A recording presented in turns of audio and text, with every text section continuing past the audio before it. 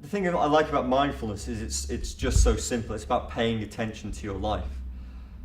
The downside for some people, I suppose, is that sounds like probably the most boring thing they could be asked to do. Which is why a lot more people are interested in spirituality, because you get given interesting things to do, you know. Here's some clothes to go and wear. Here's these practices. Here's a chant. Here's a mantra. Blah, blah, blah, blah, blah. You know, here's how to behave.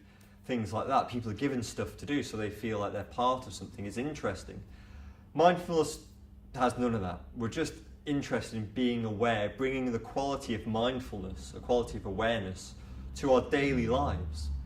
And what that means is the thoughts you have, the feelings you have, the sensations you have, the things you notice, the stories that keep going around in your head that often limit you in some way because they tell a story about you. You're this, you're that, you're broken, you need to be fixed, things like that.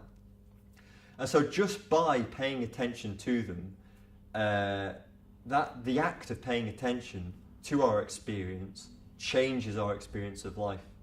It changes it. Because we're looking at something, we're actually beginning to see the real nature of our experience, which, as I said, is flow. None of that stuff is sticking. None of that stuff is on pause. So once we begin to see that, you know, the brain is just like a thinking machine. It's just pumping out thoughts. That's its job. You know, and I sometimes say, does anyone remember when they were a kid thinking, well, I best start thinking. I better start that machine up.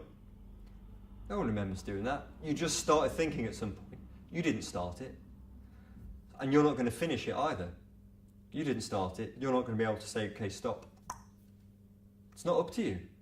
It's just a function. It's something the brain does. It thinks till the day you die, it will produce thoughts. Okay.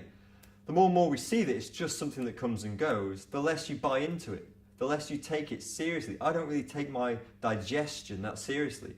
I don't pay attention to my digestion 24/7. It's functional. It does what it needs to do.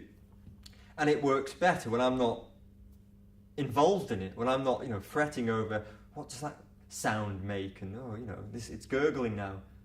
It's a process. It knows what it's doing. Likewise, we just allow our thoughts just to be thoughts. We don't get involved in them all the time. We just let them do what they're doing, like clouds moving through the sky. Coming, going, coming, going. It's okay, it's not a problem.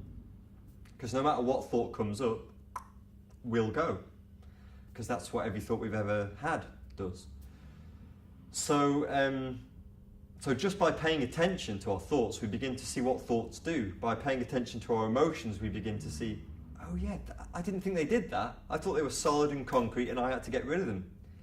And our feelings in the body, even pain, even uncomfortable feelings, that's what they do. When I really pay attention to pain, or to any sensation, it's almost like the pain goes from this kind of solid little throbbing kind of nugget. Suddenly it has some space around it. Suddenly even that pain feels like it's opening up a bit. And that can be a revelation. You know, that's why your life begins to change, because you begin to see that your thoughts about life and what life is and what you are just that, thoughts. They're not the real thing.